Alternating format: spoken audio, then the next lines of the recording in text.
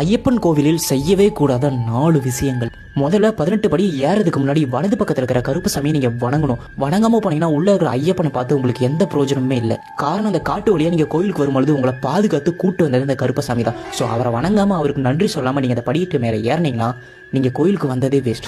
ரெண்டாவது, 18 படி ஏறின பிறகு நீங்க டைரக்டா ஐயப்பன் பார்க்க உள்ள போகவே கூடாது. இடது பக்கத்தில் இருக்கிற அந்த மணியை பார்த்துட்டு தான் போகணும். காரணம், உண்மையான ஐயப்பன் சிலையா அந்த மணி தான்.